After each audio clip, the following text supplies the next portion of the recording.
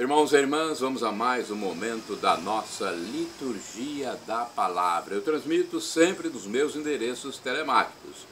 Nós temos o blog repórterpaulomaciel.blogspot.com, facebook.com/Paulo Maciel da rádio, ou então Paulo Roberto Maciel 6 barra. Vocês podem acessar Roberto Maciel 6 barra no Instagram.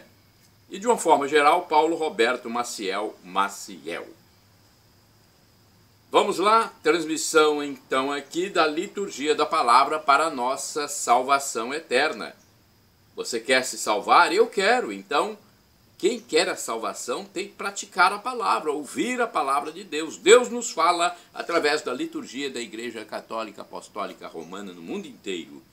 Liturgia referente ao dia 5 de maio de 2023, sexta-feira, quarta semana da Páscoa. A cor dos paramentos litúrgicos é branca. No rito da celebração temos o ofício do dia. Antífona da entrada. Vós nos resgatastes, Senhor, pelo vosso sangue, de todas as raças, línguas, povos e nações, e fizestes de nós um reino e sacerdotes para o nosso Deus. Aleluia!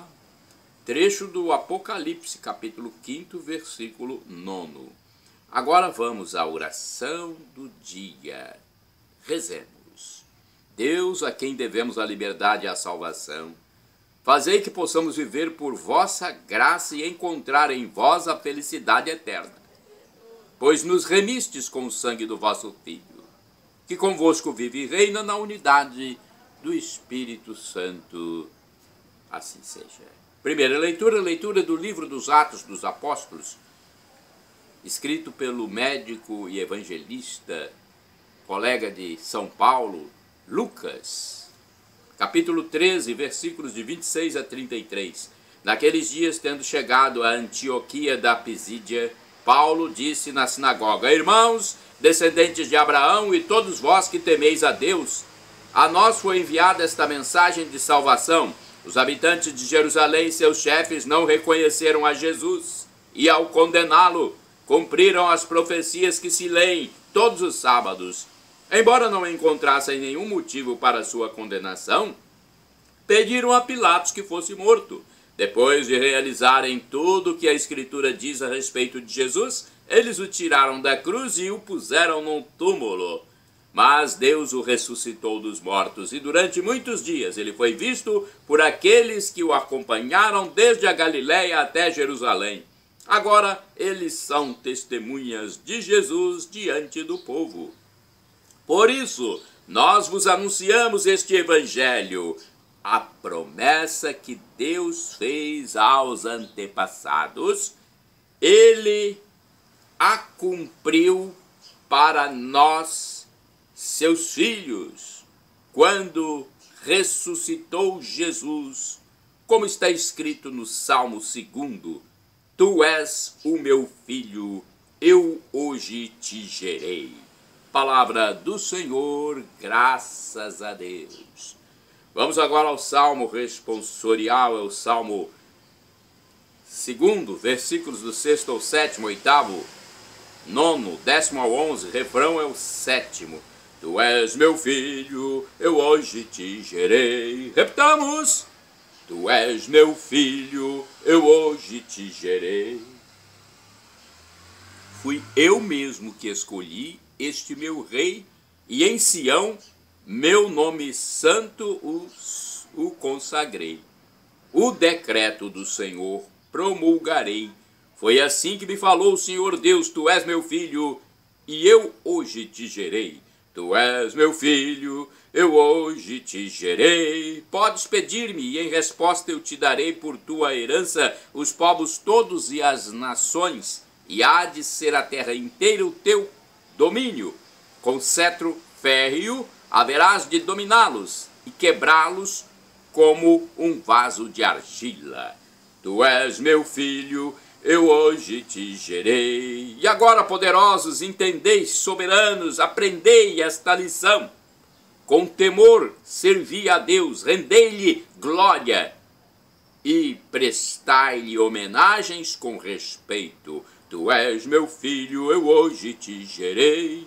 Repitamos, tu és meu filho, eu hoje te gerei. Agora vamos aclamar o Santo Evangelho com um trecho de João 14, versículo 5. Aleluia, aleluia, aleluia, aleluia, aleluia, aleluia, aleluia, aleluia. Sou o caminho, a verdade e a vida, ninguém vem ao Pai senão por mim. Aleluia, aleluia, aleluia, aleluia, aleluia, aleluia, aleluia, aleluia.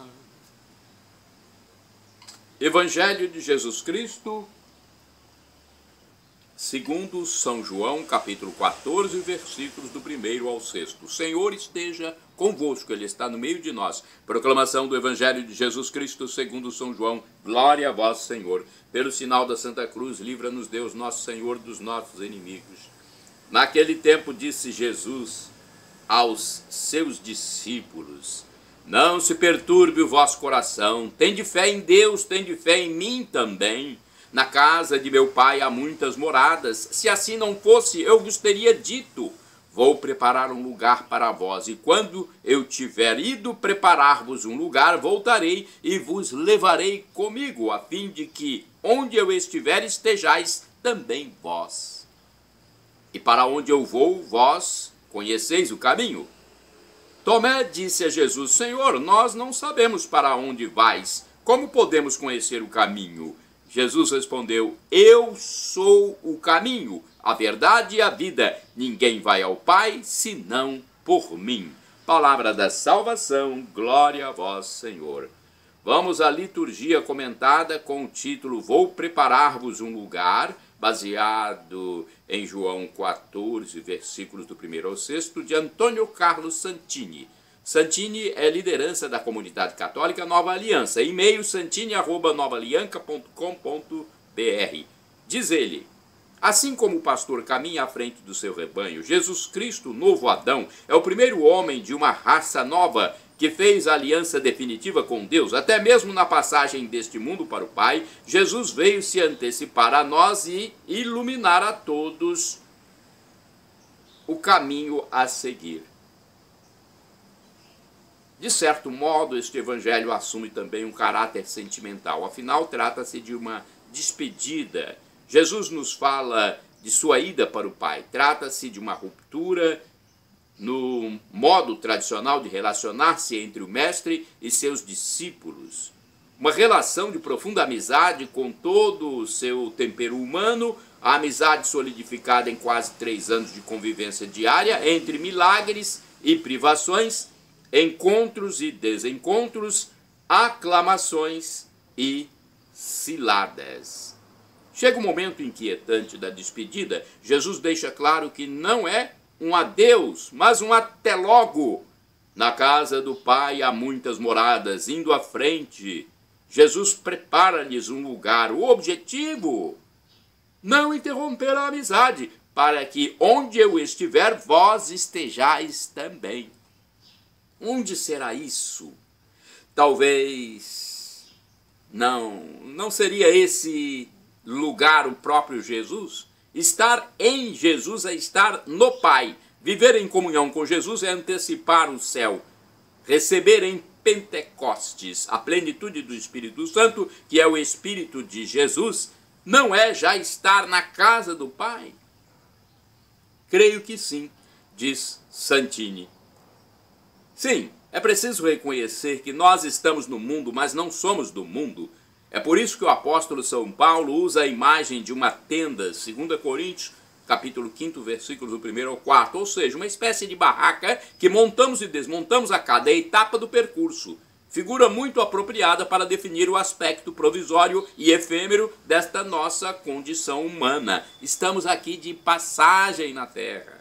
No entanto, ainda que passageiros do planeta, já trazemos dentro de nós uma semente de imortalidade. Nossa alma espiritual não se extingue com a morte corporal e se projeta em Deus no eterno.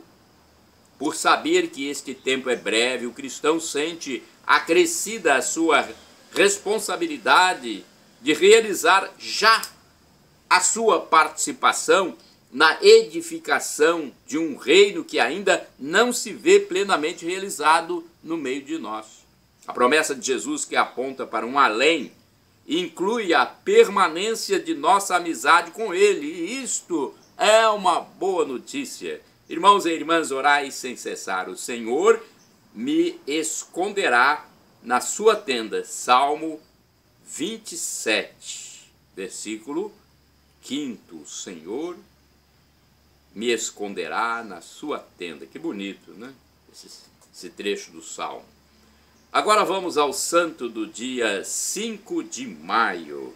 5 de maio, comemoramos São Núncio Sulpício, jovem operário de Nápoles. Núncio faleceu em 1836 com apenas 19 anos, por ter sido um operário explorado. Mas não o foi espiritualmente, por ter tido a capacidade de oferecer seu sofrimento a Deus. Foi beatificado por Paulo VI, o Papa, durante o Concílio Vaticano II, e canonizado pelo Papa Francisco durante o Sínodo dos Jovens. Vejamos aqui mais esclarecimentos. Foram poucos os anos de serenidade na brevíssima existência deste santo. Núncio nasceu na região italiana dos Abruzos. Aos 6 anos de idade, olha só, apenas com 6 anos de idade, ficou órfão de pai e mãe. Confiado à sua amada avó materna, com ela aprendeu a ir à missa e a conhecer Jesus, amadurecendo no seu interior um forte desejo de assemelhar-se a ele cada vez mais. Com o falecimento da avó, aos 9 anos, foi agraciado. De fato, seu tio, a quem foi confiado, o obrigou a trabalhar na sua oficina de ferreiro, pouco adequada para um menino daquela idade. Ali, Núncio começou a trilhar o caminho doloroso de Jesus rumo à cruz. Núncio teve que transportar cargas pesadas, percorrer longas distâncias a pé, sob o sol quente, a chuva, a neve ou o vento, usando sempre a mesma roupa em todas as estações. No entanto, o jovem nunca reclamava, mantinha seu pensamento em Jesus e começou a oferecer sacrifícios pela remissão dos pecados do mundo e ganhar o paraíso. Certo dia, porém, uma ferida no seu pé entrou em gangrena. Seu tio e nem os próprios habitantes tiveram dó dele. Pelo contrário, até o proibiram de se lavar com a água da localidade para se desinfetar, por medo que pudesse contagiá-los. Então Núncio descobriu um pequeno riacho em Riparossa, hoje considerado uma fonte milagrosa, onde passava muito tempo rezando o terço. Em 1831, devido às suas condições de saúde precária, Núncio teve que enfrentar uma primeira hospitalização em Áquila. Ali ele se tornou conhecido por todos os pacientes pela sua fé, pelas suas obras de caridade com os outros enfermos e pelas suas lições de catecismo às crianças. Enfim, outro tio ficou sabendo da sua situação e o apresentou ao coronel Félix Wöchinger, um importante soldado de Nápoles que se compadeceu pelo seu estado de saúde e o submeteu a todos os tratamentos possíveis da época sobre a sua doença óssea, até a fazer banhos termais em Ischia. Núncio ficou muito tempo internado no Hospital dos Incuráveis em Nápoles, onde finalmente fez a sua primeira comunhão. Núncio melhorou por um breve tempo. Ao receber alta do hospital, foi morar com um coronel que vivia em uma espécie de quartel em Maschio Angione de Nápoles.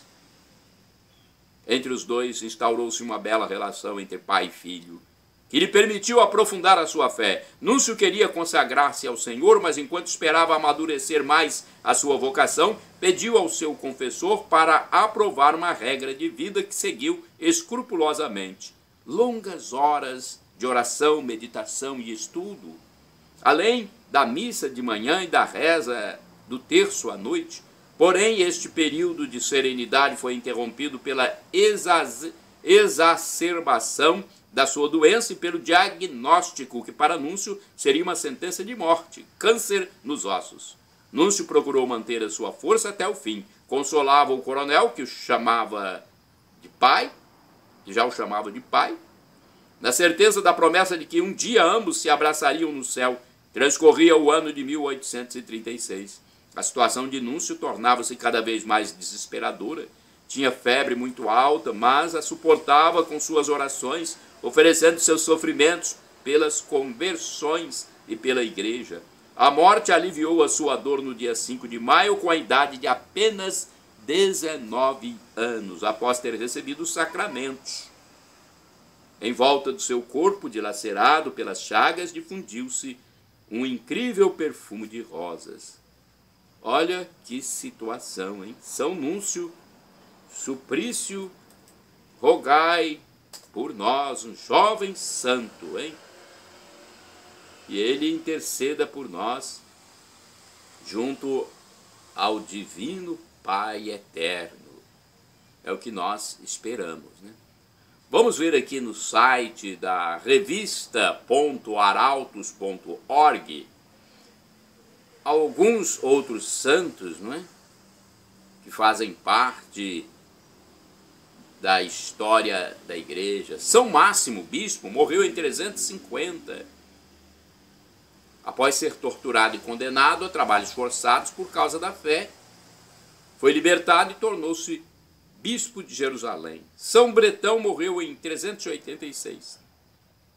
Bispo de Trèveris, na Alemanha, defendeu sua grei dos erros de Prisciliano, mas junto com o santo Ambrósio de Milão e São Martinho de Tours, opôs-se à execução deste e dos seus seguidores. Santo Hilário de Arles, bispo, morreu em 449. Monge do mosteiro de Lérins, eleito bispo de Arles na França, acolheu os órfãos, melhor dizendo, socorreu os pobres e pregou aos pecadores a misericórdia de Deus. São Sacerdote, bispo e monge, faleceu no século VIII. Foi eleito bispo de Limoges, na França, mas no fim de sua vida quis voltar à vida monástica. Olha, São Sacerdote é o nome dele. São Gotardo de Hildesheim, bispo, morreu em 1038. Monge beneditino, eleito bispo de Hildesheim, restabeleceu a disciplina religiosa, abriu escolas, ajudou como pai o povo fiel. Santo Avertino, diácono, morreu em 1189, diácono que acompanhou São Tomás Becket no exílio e após a morte de seu mestre viveu como eremita em Versailles, na França. Santo Ângelo, mártir, morreu em 1225, sacerdote da Ordem do Carmo. Nasceu em Jerusalém, lutou contra a heresia dos cátaros e foi morto na Sicília enquanto pregava na igreja de São Tiago de Licata. Beata Catarina Cittadini, virgem, morreu em 1857, fundou a congregação das Irmãs Ursulinas de Somasca, na Itália, dedicada à formação de meninas pobres, dando especial acolhida às órfãs. Beato Gregório Frecoiac, religioso e mártir, morreu em 1943, religioso da Sociedade Verbo Divino, preso e decapitado em Dresden, na Alemanha. A todos os santos que eu citei, que eles roguem por nós na eternidade. Agora eu vou encerrando dizendo Shalom Adonai, que significa paz de Deus para todos nós. É do hebraico, significa paz de nosso Senhor Deus. El Shaddai, também do hebraico, significa Deus proverá, Ele proverá. O professor e escritor de mais de 100 livros da história da igreja diz que Deus pode nos dar 3 respostas, sim, não ou espere. Então, aguarde se ainda não recebeu a resposta, você que está fazendo suas orações, seus pedidos.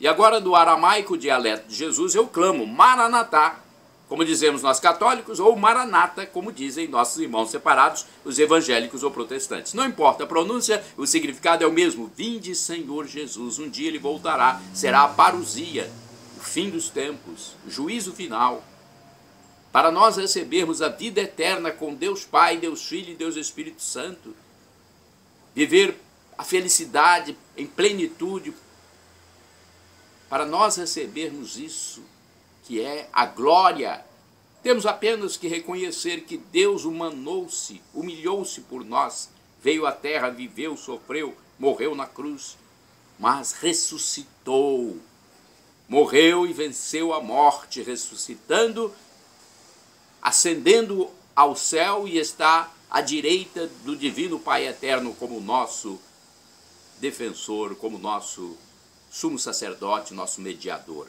Perdão, Senhor, pelos meus pecados passados, presentes, futuros, pecados do pensamento, palavras, atos, omissões, e me dê a vida eterna. Meu Jesus, eu quero a vida eterna convosco.